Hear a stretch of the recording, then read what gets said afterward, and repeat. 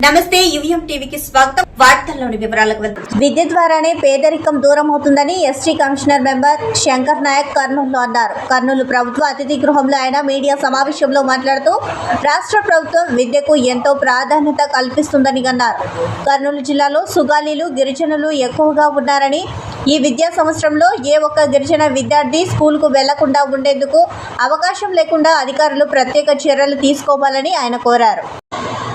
గిరిజన ప్రాంతాల్లో విద్యా సంస్థల్లో అన్ని వసతులు ఏర్పాటు చేయాలని అన్నారు. ముఖ్యంగా 10వ తరగతి తర్వాత గిరిజన ప్రాంతాల్లో విద్యను మానేస్తున్నారని, అలాంటి పరిస్థితి నుంచి దూరం చేస్తూ అందరూ ఉన్నత చదువులకు వెళ్లే విధంగా చూడాలని అన్నారు. శంకర్ నాయక్, నేను ఏపీ స్టేట్ ఎస్టీ కమిషన్లో గౌరవ సభ్యులుగా ఉన్నాను. ఇవాళ కర్నూలు ఎందుకంటే ఇప్పుడు విద్యా సంవత్సరం మరి ప్రారంభమైంది కాబట్టి ఈ జిల్లాలో చాలామంది గిరిజన ప్రజలు నివసిస్తూ ఉన్నారు. వాళ్ళలో ఎక్కువ మంది కూడా సుగాలీలు, ఎరుకులాసు, అదేవిధంగా ఈ జిల్లా మరి నల్లమల అటవీ ప్రాంతానికి మరి సంబంధించినటువంటి జిల్లాగా ఉంది కాబట్టి శ్రీశైలం ఆ ప్రాంతంలో ఎక్కువ మంది మా చెంచు ప్రజానికం కూడా ఈ జిల్లాలో నివసిస్తూ ఉన్నారు, జీవిస్తూ ఉన్నారు. మరి ముఖ్యంగా ఇవాళ అధికారంలో వచ్చినటువంటి ప్రభుత్వం కానీ గత ప్రభుత్వాలు కానీ విద్య కోసం విద్యకు పెద్దపీట వేయడం జరిగింది. ముఖ్యంగా ఈ సమాజంలో విద్య ద్వారా మాత్రమే పేదరికాన్ని నిర్మూలించవచ్చని ఇవాళ ప్రభుత్వాలు ఒక ప్రధానమైనటువంటి లక్ష్యాన్ని పెట్టుకొని ఇవాళ ముందుకెళ్తూ ఉన్నాయి. కాబట్టి ఈ విద్యా సంవత్సరం ఏ గిరిజన కుటుంబంలో కూడా ఏ విద్యార్థి కానీ ఏ విద్యార్థిని కానీ ఎవరు కూడా చదువు అంటే స్కూలుకు పోకుండా ఉండడానికి వీలు లేకుండా జిల్లా అధికార యంత్రాంగం ఒక స్పెషల్ డ్రైవ్ ప్రోగ్రాం పెట్టి గిరిజన ప్రజల్లో ఒక చైతన్యాన్ని తీసుకొని వచ్చి ఆ పిల్లలందరినీ కూడా చదువుకునే విధంగా ప్రోత్సహించడానికి మరి కృషి చేయాలని వాళ్ళ మా ప్రజల నుంచి కూడా కమిషన్కి ఒక విన్నపం వచ్చింది. ఆ విషయాన్ని మీ ద్వారా జిల్లా అధికార యంత్రాంగానికి, గౌరవ రాష్ట్ర ప్రభుత్వానికి, గౌరవ గవర్నర్ గారికి అందరికీ కూడా తెలియజేయడానికి ఈ కాన్ఫరెన్స్ని కూడా ఏర్పాటు చేసుకున్నాం. ఆ దిశగా జిల్లా అధికార యంత్రాంగం కూడా ముందుకెళ్లాలని కూడా మీ ద్వారా నేను కోరుతూ ఉన్నాను. అదేవిధంగా చాలామంది గిరిజన పిల్లలు ఇంటరు 10th చదువు అంటే 10th పాస్ అయిన తర్వాత లేదా ఇంటర్మీడియట్ 10th పాస్ అయ్యి ఇంటర్మీడియట్కి వెళ్ళిన తర్వాత చాలామంది గిరిజన బాలబాలికలు అందరూ కూడా హైయర్ ఎడ్యుకేషన్ దిశగా పోకుండా అందరూ కూడా డ్రాప్అవుట్స్ అయిపోతూ ఉన్నారని కూడా ఇవాళ ఎన్జిఓస్ నుంచి, స్వచ్ఛంద సంస్థల నుంచి కావచ్చు, మరి ప్రజా సంఘాల నుంచి కావచ్చు, ఇవాళ గ్రాస్ అవుట్లో మేము వెళ్ళేటువంటి క్రమంలో ఇవాళ కమిషన్ దృష్టికి కూడా అనేక సమస్యలు వస్తూ ఉన్నాయి. మరి దానిని నిర్మూలించడానికి కూడా మరి 10th ఇంటర్మీడియట్ వరకు చదువుకున్నటువంటి విద్యార్థులను హైయర్ ఎడ్యుకేషన్ వైపు వెళ్ళడానికి కూడా కొంత ప్రభుత్వం తరపున అధికార యంత్రాంగం మరి కొంత కృషి చేయాలని కూడా ఇవాళ మా దృష్టికి వచ్చింది. మరి అంతర్జాతీయ యోగా దినోత్సవ వేడుకలను కర్నూలు మండలంలోని బి తాండ్రపాడు గ్రామ పంచాయతీ పరిధిలో ఉన్న క్రీడా స్కూల్లో విద్యార్థులు యోగా డేను ఘనంగా నిర్వహించారు. ప్రతి సంవత్సరం అంతర్జాతీయ యోగా దినోత్సవం జూలై 21వ తేదీన క్రీడా స్కూల్ విద్యార్థులకు యోగా యొక్క విశిష్టతను వివరించి, యోగా చేయడం వల్ల కలిగే ఉపయోగాలను విద్యార్థులకు వివరించి, యోగాలో నైపుణ్యం కలిగిన శిక్షకుల చేత విద్యార్థులకు యోగాసనాలు చేయిస్తామని క్రీడా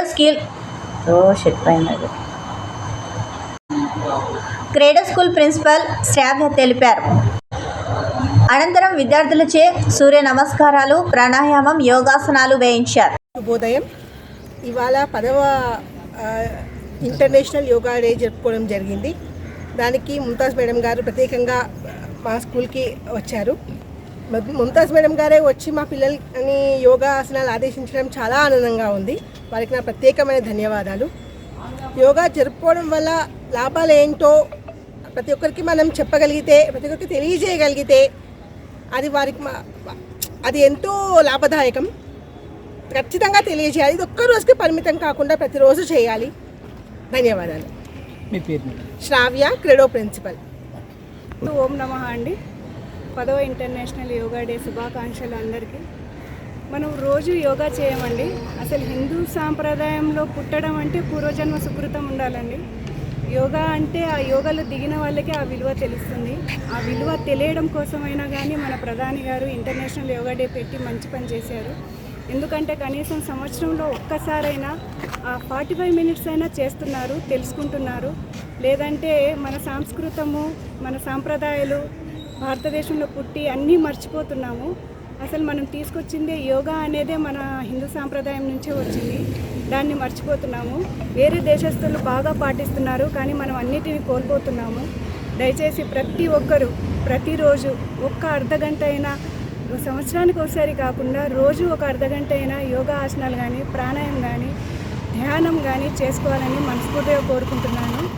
నాకు ప్రతి సంవత్సరం మేడం గారు, శ్రావ్య మేడం గారు ఇన్వైట్ చేస్తారండి.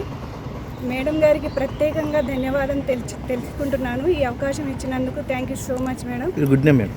నా పేరు ఎస్ ముంతాజ్ బేగం. నేను యోగా ఎంఎస్సి యోగా ట్రైనర్ అండి. ఓం నమః. 6, 7, 8, 9, 10. Very good. Relax.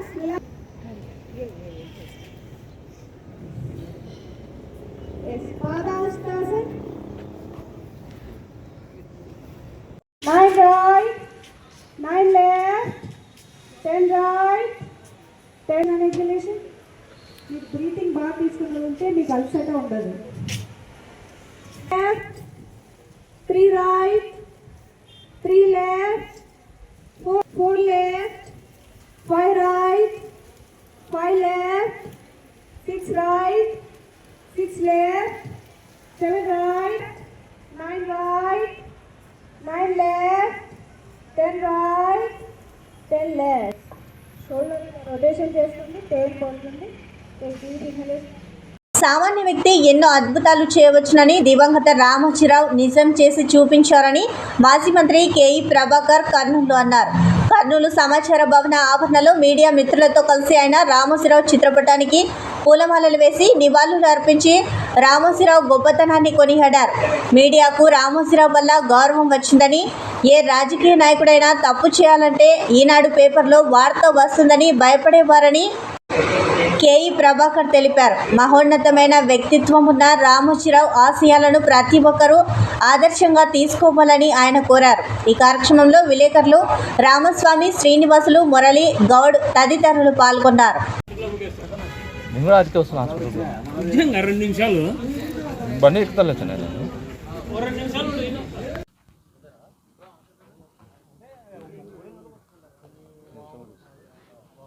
కార్యాలయంలో మీడియా రూమ్ దగ్గర మన గొప్ప మహోన్నత వ్యక్తి శ్రీ గౌరవనీయులు రామోజీరావు గారు అకాల మృతి ఆ వ్యవస్థనే బాధ కలిగించిన సంఘటన.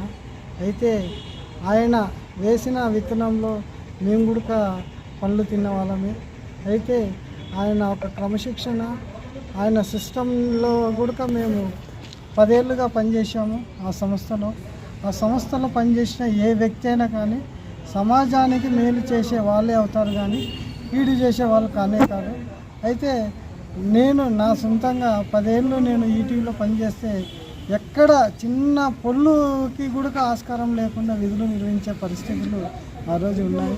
కనుక మాలాంటి వారికి ఉపాధి కల్పించి ఒక వ్యవస్థ అంటే సిస్టమ్ ఎట్లా నడచాలా అనేది నేర్పించిన గొప్ప వ్యక్తి ఆయన.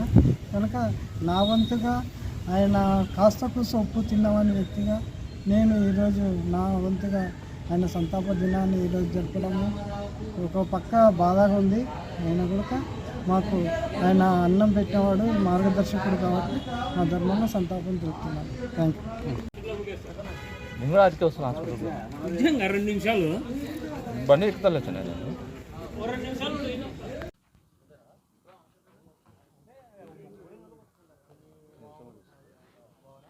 No.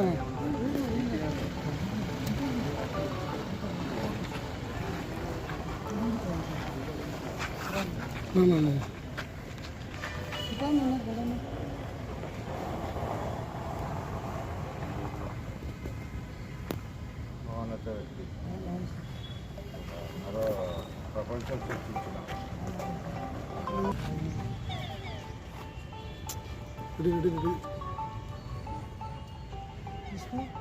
అట్లా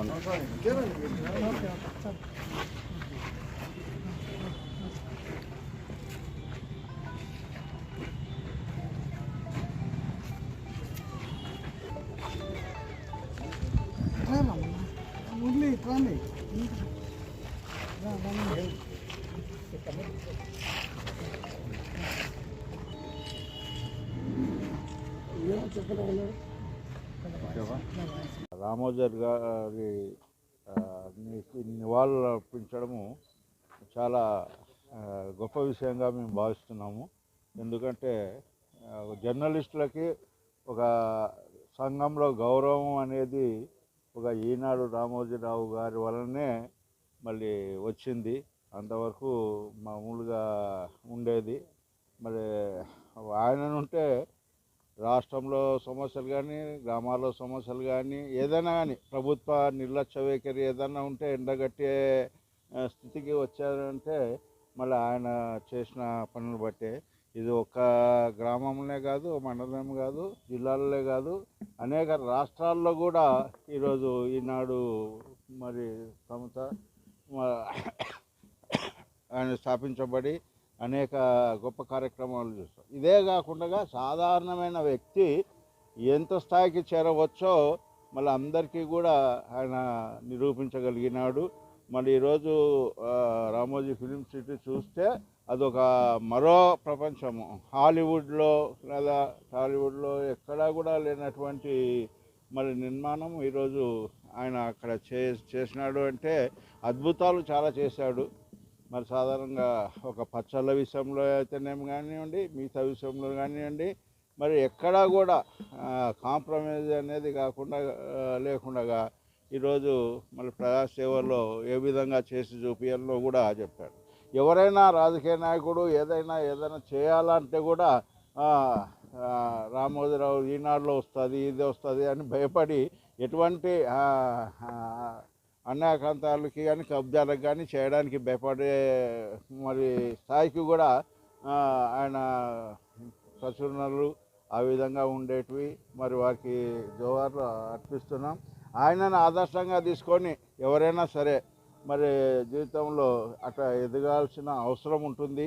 మరి అటువంటి గొప్ప వ్యక్తి ఈరోజు మన మధ్యలో లేనందుకు బాధ అయినా కానీ ఆయన చూపించిన స్ఫూర్తికి మన అందరం కూడా తలవగ్గి మళ్ళీ తప్పకుండా ఆయన అడుగుజాడల్లో నడవాల్సిన అవసరం ఉంది. తప్పకుండా ఆ విధంగా ఉంటాము. అఖిల భారత విద్యార్థి సమైక్య ఏఐఎస్ఎఫ్ఐ జిల్లా సమితి ఆధ్వర్యంలో సంక్షేమ భవనం ముందు ఖాళీ పెట్టెలతో ధర్నా చేశారు.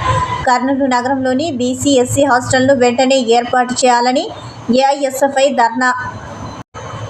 జిల్లా నగరంలో కూడా ఎస్సీ బీసీ బాలుర హాస్టల్ లేకపోవడం సిగ్గుచేటని అన్నారు. జిల్లా వ్యాప్తంగా దరఖాస్తు చేసుకున్న ప్రతి విద్యార్థికి హాస్టల్ వసతి కల్పించాలని ఏఐఎస్ఎఫ్ఐ డిమాండ్ చేశారు. నగరంలో హాస్టళ్లు ఏర్పాటు చేయకపోతే కలెక్టరేట్ను ముట్టడిస్తామని ఏఐఎస్ఎఫ్ఐ హెచ్చరిక చేశారు. స్పందించిన జిల్లా బీసీ సంక్షేమ శాఖ అధికారి వెంకటలక్ష్మి త్వరలో హాస్టల్ ఏర్పాటు చేస్తామని హామీ ఇచ్చారు. ఈ ధర్నా కార్యక్రమంలో ఏఐఎస్ఎఫ్ఐ జిల్లా అధ్యక్షులు డి సోమన్న, నగర కోశాధికారితో నగర నాయకులు నవనీత్, సూరి, రఫీ, మెహబూబ్ బాషా, సుకుమార్, నాని, సిద్ధు తదితరులు పాల్గొన్నారు.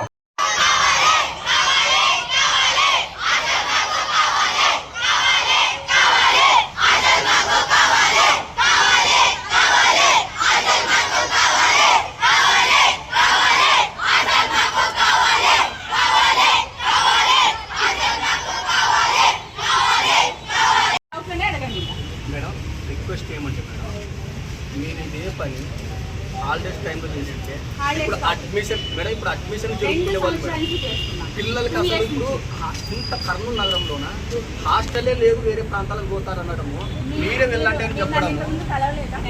చాలాసార్లు కలిసాం మేడం, అయినా కూడా మాకు చెప్పారు మేడం, మేము అందుకే కదా మేడం అడుగుతా ఉంది. అయినా కూడా బయటికి పంపిస్తా ఉంటే మీ పిల్లలు ఇప్పుడు కాలేజీలో స్కూల్లో జాయిన్ సోమన్న మేడం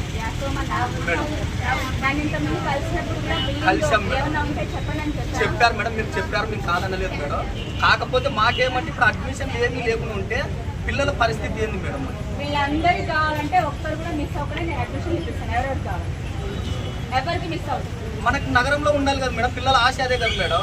నగరంలోనా ఎక్కడ హాస్టల్ ఉంటుంది, పక్కనే స్కూల్ ఉంటుంది, హాస్టల్లో ఉంటారు, స్కూల్కి వెళ్తారు, అంతే కదా క్రైటీరియా. ఇప్పుడు ఒక ఏ క్యాంప్ స్కూల్ ఉంది మేడం, ఏ క్యాంప్ స్కూల్లోన అక్కడ పక్కన హాస్టల్ ఉందని చెప్పేసి ఆల్రెడీ అడ్మిషన్స్ క్లోజ్ అని చెప్తా ఉన్నారు.